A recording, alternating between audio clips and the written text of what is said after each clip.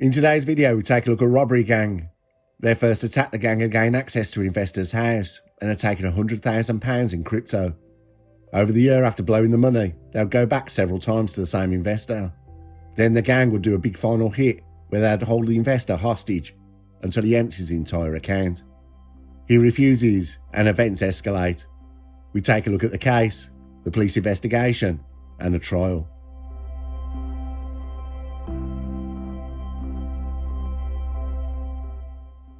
Cryptocurrency has transformed the financial landscape, offering a decentralised and borderless means of conducting transactions. However, this rise has also led to an increase in crypto-related crimes. One of the most shocking cases occurred in the UK, where a gang kidnapped and tortured a cryptocurrency investor to extort large sums of digital assets. Over several months, the victim endured repeated assaults before police intervened and arrested the criminals. There are real dangers associated with crypto wealth and the risk investors face.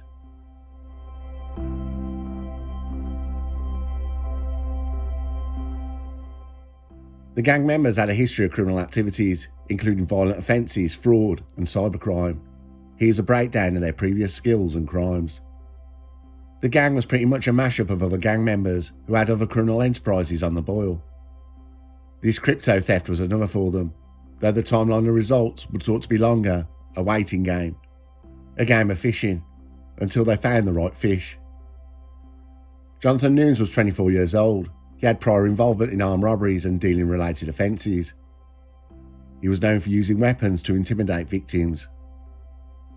David Povey was 38 years old, a repeat offender with a history of violent crimes, including home invasion, assault and extortion. He had previous convictions for robbery and organised crime activities. Luke Johnson, 25 years old, had experience in burglary and theft. He was known to be skilled in breaking into properties and securing valuables. Gary Edwards, 47 years old, had been involved in fraud and identity theft, using fake identities to carry out financial crimes. He also had a record of violent offences.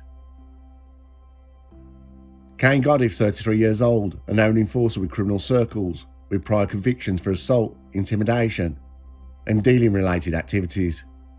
Carl Johnson, 35 years old, was involved in facilitating criminal operations, including providing safe houses and coordinating logistics for organised crime. Scott Armstrong, 39 years old, was an expert in money laundering, with past experience in handling stolen assets and moving illicit funds.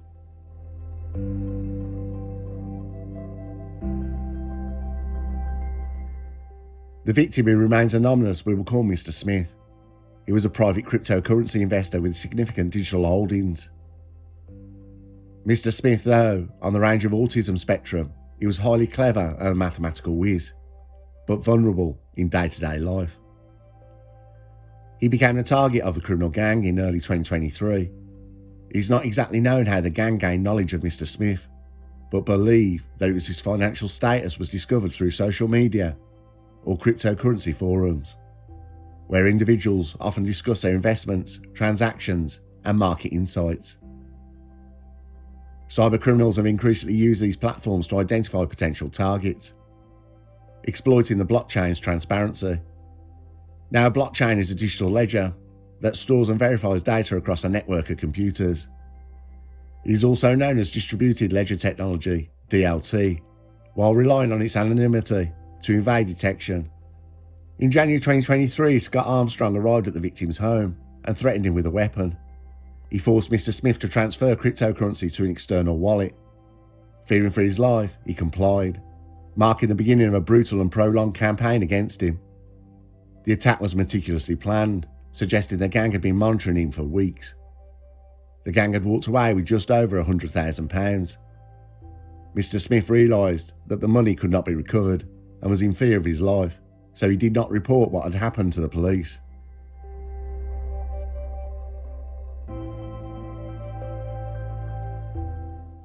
The gang had blown through the money pretty quickly on cars, clothes and a good time. There was nothing online about the robbery or any news channels. There was no police investigation.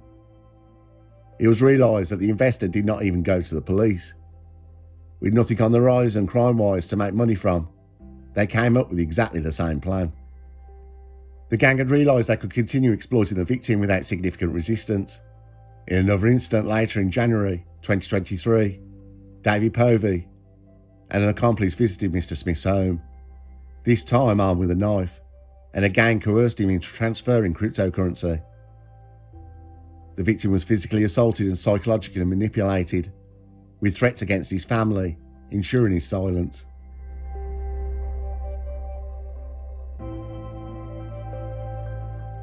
By October 2023, the attacks had escalated dramatically. Gary Edwards, a key member of the gang, lured the victim to an address in Cadishead under false pretenses of wanting to invest in an inheritance. Upon arrival, Mr. Smith was ambushed, tied up and beaten. The gang kept him locked up in a cupboard overnight, threatening to kill him unless he transferred more funds. Cain Goddiff was particularly aggressive, repeatedly telling the victim that non-compliance would result in his execution. After they received the money, he was freed. Just days later, they went to his house again, demanding more money. They took him to Egret Drive. Again, they placed a bag over his head and demanded money. This time, Mr. Smith reported what had happened to the police. Surveillance footage later recovered by police showed gang members following the victim for weeks, carefully tracking his daily routine. Forensic analysts of digital communications revealed that the gang used encrypted messaging apps to coordinate their attacks, making any information the gang sent to each other extremely difficult for police to intercept. The police watched Mr. Smith with a covert unit, but it looked like the gang had now gone. Police digital forensics started combing through the data to see if they could pull any identity from the gang of attackers.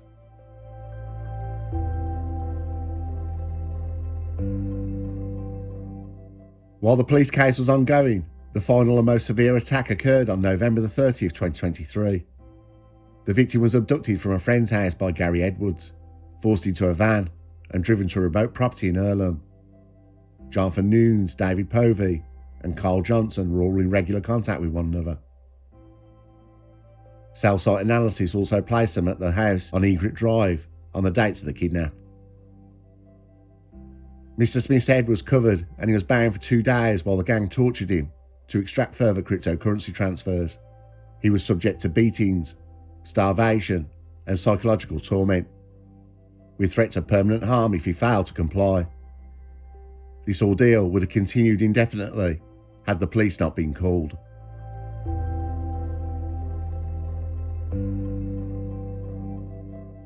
On December 2nd, 2023, police received an anonymous tip-off about a suspicious activity at the Earlham property. Officers raided the premises and found the victim in a severely traumatised state. He was tied up, visibly injured. The vulnerable victim had been threatened, deliberately burned and hit with weapons. He'd been locked in a cupboard and bound with cables in a horrific reign of terror and was begging for help.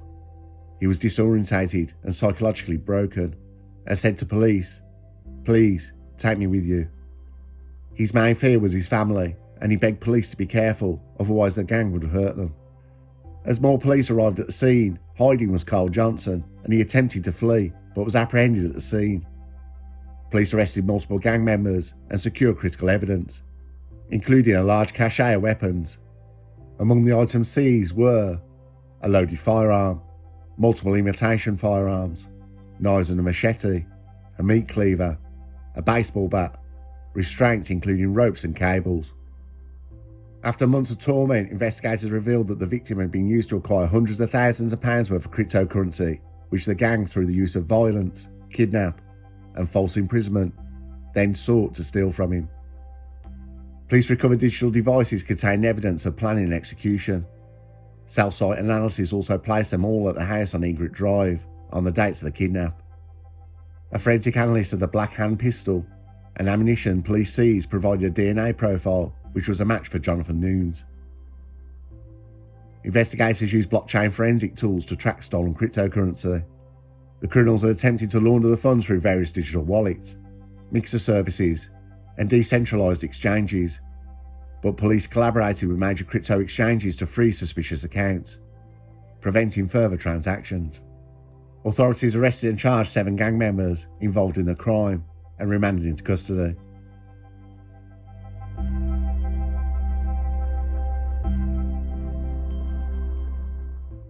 At Manchester Crown Court on the 30th of January 2024, the 7 gang members were sentenced. Jonathan Nunes, 24 years old. His charges were attempted robbery, false imprisonment, kidnapping, firearm possession. He received 20 years in prison. David Povey, 38 years old. His charges were robbery, kidnapping, false imprisonment. He was also sentenced to 20 years in prison. Luke Johnson, 25 years old. His charges were attempted robbery, false imprisonment, and kidnapping. He received 13 years and 6 months in prison. Gary Edwards, 47 years old. His charges were attempted robbery. He got 10 years and 2 months in prison. Kane Goddiff, 33 years old. His charges were attempted robbery. He received 7 years and 5 months in prison. Carl Johnson, 35 years old. His charges were robbery and he was sentenced to 3 years in prison. Scott Armstrong, 39 years old. His charges were transferring criminal property. Received 2 years and 4 months in prison. Authorities discovered that the gang had ties to other crypto-related crimes, including phishing scams, identity theft, and dark web fraud. Some members had previous convictions for violent crimes and financial fraud, indicating a pattern of criminal behaviour.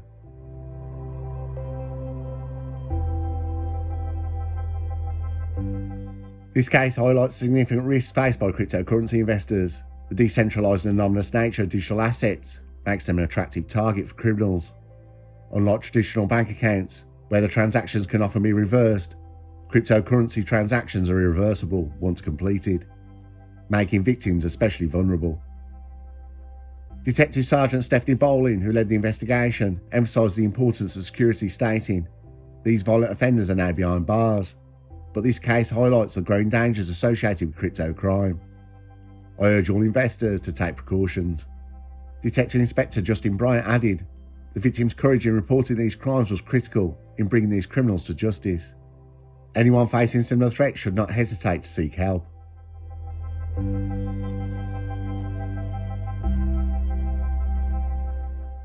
The rise in cryptocurrency-related crimes is a growing global concern. While overall illicit crypto transactions declined in 2023, ransomware attacks and dark web activities surged. Criminals have adapted their methods, moving away from banking fraud to digital asset theft, which offers less traceability and faster liquidation.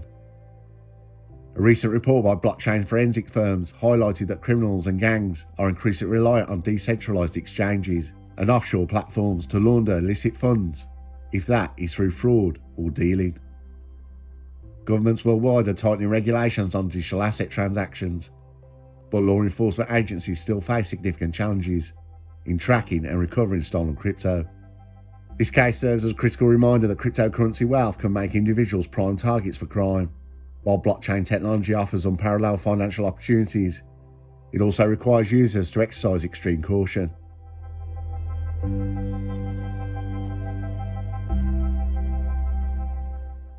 The kidnapping and extortion of cryptocurrency investor by a violent UK gang exemplifies the growing risk associated with digital wealth.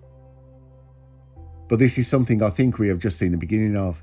In another case that just happened while I was writing this, 3 British men were dramatically arrested over an alleged Costa del Sol kidnap plot involving a UK cryptocurrency broker a couple of days ago.